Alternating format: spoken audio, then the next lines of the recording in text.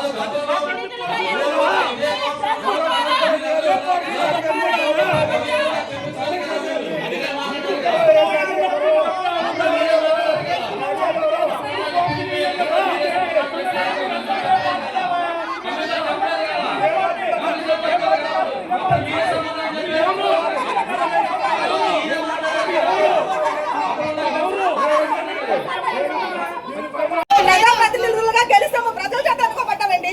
ఈ రోజు ఒక కోఆప్షన్ మెంబర్ మమ్మల్ని అవమానపరచడం ఏంటి? సమస్యలు మేము చెప్పడానికి వచ్చాము,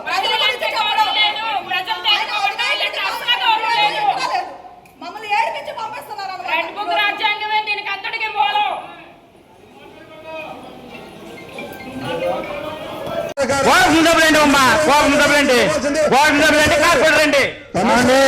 కమిషనర్ గారు చెప్పండి సమాధానం. నేనే సుప్రీం, నేనే సుప్రీం, నేనే సుప్రీం. ఉంటే ఉండండి వెళ్తానండి, ఉంటే ఉండండి వెళ్తానండి. మేము చెప్పిందే యాగో, మేము చెప్పిందే యాగో.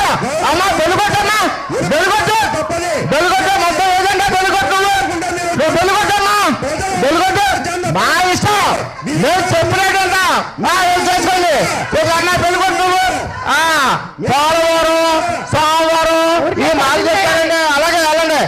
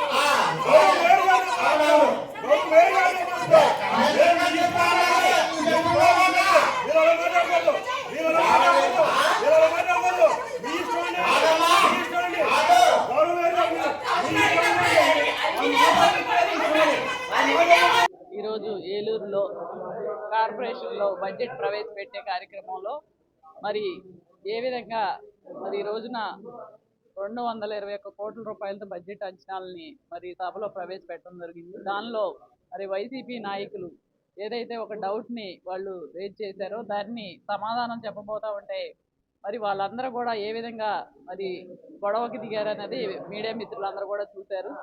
ఏదైతే ప్రజలకి మంచి చేసేటటువంటి అవన్నీ కూడా ఎక్కడ ప్రజలకు తెలుస్తుందో అని చెప్పి అవన్నీ కూడా తెలియనివ్వకుండా మరి ఒకే మాటను పట్టుకొని రాద్ధాంతం చేసి మరి మీడియా వాళ్ళందరికీ కూడా ఏదో మీడియాలో కనపడాలి, ఏదో మేము రాద్ధాంతం చేయాలని చెప్పి వాళ్ళందరూ కూడా దురుద్దేశంతో సభలోకి వచ్చి మరి గందరగోళాన్ని సృష్టించారు.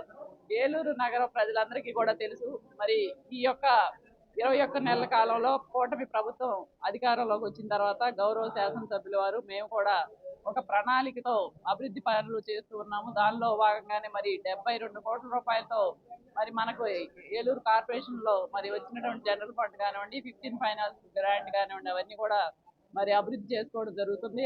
అదే విధంగా మరి మంచినీటి విషయం ముఖ్యంగా ఇప్పటి వరకు కూడా పెద్దబాబు గారు చెప్పడం జరిగింది. ఏ విధంగా మరి కార్పొరేషన్ పరంగా అధికారులు కానివ్వండి, ఇటు మేయం కానివ్వండి, గౌరవ శాసనసభ్యుల వారి ఆదేశాలతో మరి ఏలూరు నగర ప్రజలు ఎవరికి కూడా నీటి ఇబ్బంది ఉండకూడదని ఒక యుద్ధ ప్రాతిపదికన అవన్నీ కూడా ఎక్కడైతే లీక్ అయినాయో అవన్నీ కూడా పూర్తి చేసుకుంటూ శాశ్వతంగా ఆ లీకేజ్ పనులు కూడా పూర్తి చేసి మరి వేసవకాలంలో 2 కోట్ల మంచినీరు ఇవ్వాలనే ఒక ఉద్దేశంతో మేమందరం కూడా కృషి చేస్తూ ఉంటే ఎక్కడా కూడా వాస్తవాలు తెలుసుకోకుండా ఏదో మంచినీళ్లు ఇవ్వట్లేదు అని చెప్పేసి ఒక మాట అనేసి మరి అక్కడ దగ్గరికి వచ్చి చూస్తే వారికి వాస్తవాలు తెలుస్తాయి. ప్రజలకి కావాల్సినటువంటి ఏది కూడా వాళ్ళకి అనవసరం. వాళ్ళకి ఏదైతే మరి మీడియాలో హైలైట్ అయిపోవాలి, మరి అక్కడ వాళ్ళు ఉన్నటువంటి వాళ్ళ నాయకుల దగ్గర మెప్పు పొందాలనే ఉద్దేశంతోనే వాళ్ళందరూ కూడా మాట్లాడి, అలాగే గౌరవ మరి కోఆప్షన్ సభ్యులు కూడా మరి డిప్యూటీ మేయర్ గారు, కోఆప్షన్ సభ్యులు వీళ్ళందరూ కూడా ఎవరన్నా చెప్తున్నా కానీ వాళ్ళని మరి బూతులు మాట్లాడారని చెప్పేసి ఒక అబద్ధాల మాటలు వక్రీకరించి వాళ్ళు రాతాంతం చేయడం అనేది కరెక్ట్ కాదు. ఏలూరు నగర ప్రజలందరికీ కూడా తెలుసు, ఈ కూటమి ప్రభుత్వంలో తప్పకుండా మేమందరం కూడా మరి కోట్లాది రూపాయలతో అభివృద్ధి చేస్తున్నాము. మరి ఏలూరు నగరం అంతా పరిశుభ్ర నగరంగా తీర్చిదిద్దే విధంగా మేమందరం కూడా కృషి చేస్తున్నామని ప్రజలందరికీ కూడా తెలుసు. ఈ వైసీపీ నాయకులు చేసేటటువంటి కుతంత్రాలు అవన్నీ కూడా ఎవరు కూడా నమ్మరని సందర్భంగా తెలియజేస్తారు. ఈరోజు నగరపాలక సంస్థ బడ్జెట్ సమావేశంలో ముఖ్యంగా మేము వైఎస్ఆర్ కాంగ్రెస్ పార్టీ కార్పొరేటర్లు అందరం అడిగింది ఏంటంటే, ఇంకా ఎండాకాలం రాలేదు, ఏలూరులో 4 రోజుల ముందు నుంచే నీళ్లు అతి కష్టం మీద కంటేవలసింది 40 నిమిషాలు 30 నిమిషాలు ఇస్తున్నారు. అలాగే స్థానిక శాసనసభ్యుల డివిజన్లో కూడా నిన్నగాక మొన్న ఒక ఏరియా అంతా నీళ్లు రాలేదు. అదేంటంటే అక్కడున్న ట్యాంక్ దగ్గర నిర్లక్ష్యం వలన ఆ షట్ పడిపోవడం, ఆ 34వ డివిజన్లో పూర్తిగా నీళ్లు రాలేదు. ఏలూరులో 4 రోజుల ముందు ఏలూరులో వాటరు డ్రింకింగ్ ప్రాబ్లం, అంటే సమ్మర్ ఇంకా స్టార్ట్ అవ్వలేదు, డ్రింకింగ్ ప్రాబ్లం వచ్చింది. దానికి సంబంధించి గతంలో అక్కడున్న పంపుల చెరువు, దెందులూరులో ఉన్న పంపుల చెరువు అది 30 లక్షల రూపాయలతో ఏదో దానికి ఏదో డ్యామేజ్ జరిగింది, దానికి ఖర్చు పెడుతున్నామని చెప్పని ఖర్చు పెట్టడం జరిగింది. కానీ ఇది సంవత్సరం అయిపోయింది, మళ్ళీ ఈ సంవత్సరం కూడా 1,90 లక్షల రూపాయల బడ్జెట్లో చూపించి దానికి కొత్తగా గోడ ఏదో నిర్మించడం జరిగింది. అయినా సరే ఇవాళ ఉన్న ట్యాంక్లో నీళ్ళు స్టోరేజ్ 10.7 ఉంది. 14% ఉంటేనే కానీ ఏలూరు నగర ప్రజలకి 2 పూట్ల మంచినీళ్ళు రావు. దాని గురించి అలాగే వినోద పనుల్లో పాతది 0 చూపించారు, ఇప్పుడు 0 చూపించారని అడిగితే గౌరవ కోఆప్షన్ సభ్యులు అన్పార్లమెంట్ లాంగ్వేజ్ ఉపయోగించి మీరు ఉంటే ఉండండి, పోతే పొండి అంటున్నారు. అసలు ఎవరు? మేము గౌరవ మేయర్ గారి ద్వారా కమిషనర్ని వివరణ ఇవ్వాలని చెప్పి అన్నాం. ఈ బుక్లో కూడా ఉన్నది, ఎవరి పేరుని ఇచ్చారో ఎవరున్నది, ఇక్కడ గౌరవ కమిషనర్ గారి పేరు ఉంటుంది. ఇక్కడ కమిషనర్ ఎవరైతే ఉంటే వాళ్ళు. మేము అడిగింది అదేంటే, గౌరవ కోఆప్షన్ సభ్యులు ఆయన మైక్ తీసుకొని ఉంటే ఉండండి, పోతే పొండి, ఇది మాది అంటే, ఇక్కడ గెలిచిన వారు వైఎస్ఆర్ కాంగ్రెస్ పార్టీ తరఫు నుంచి గెలిచింది 47 మంది. వాళ్ళ విజ్ఞతకే మేము వదిలేసాం. మేము ఎవరిని కూడా మీరు ఎందుకు పార్టీ మారారని కానీ విప్ జారీ చేయడం కానీ మేము ఎలాంటిది చేయాల. కానీ మేము ఏమని అడుగుతున్నాం, ఏలూరు ప్రజల గురించి డ్రింకింగ్ ప్రాబ్లము, అలాగే వినోద పనిలో 0 చూపించారు ఏంటని అడిగాం. దానికి కమిషనర్ గారు వివరణ ఇవ్వడం మానేసి కోఆప్షన్ సభ్యులైన చోడే వెంకటరత్నం గారు ఆయన దుర్భాషలు ఇవాళ కాదు గతంలో కూడా మాట్లాడారు. ఆయన మార్చుకుంటారేమో, మాకన్నా పెద్ద వయసు కదా, ఏదైనా తొందరపడ్డారేమో ఆలోచిస్తే ఆయన ఇవాళకి ఇది మాది అంటున్నారు. ఇది మాదేంటి? ఇది ప్రజలతో ఎన్నుకోబడిన కార్పొరేషన్. గౌరవ మేయర్ గారిని కూడా దీంట్లో అవమానపరచడం జరిగింది. ఇది తీవ్రంగా వైఎస్ఆర్ కాంగ్రెస్ పార్టీ తరఫున మేము అందరం కార్పొరేటర్లు అందరం కూడా తీవ్రంగా ఖండిస్తున్నాం. ముందుగా ఏలూరు నగర ప్రజలందరికీ కోఆప్షన్ సభ్యులు క్షమాపణ చెప్పాలి. 2, ఏలూరులో మేము పార్టీలకు అతీతంగా పనిచేయడం తప్ప మీ ఏ రోజు కూడా కార్పొరేషన్లోని ఎవరిని, ఇంతకుముందున్న 3 కార్పొరేటర్లు కూడా మేము ఎవరం కూడా గౌరవంగానే సోదరభావంతో వెళ్ళాం తప్ప ఎవరిని ఎక్కడా లేదు. ఇవాళ వచ్చిన తెలుగుదేశం ప్రభుత్వం కూడా మేము ఎవరం కూడా ఎమ్మెల్యే గారిని కానీ మీరు ఇది చేస్తున్నారని కానీ చేయట్లేదని కానీ మేం లేదు. ఆయన పూర్తి సహాయ సహకారాలు అందరూ కార్పొరేటర్లు అందిస్తున్నాం.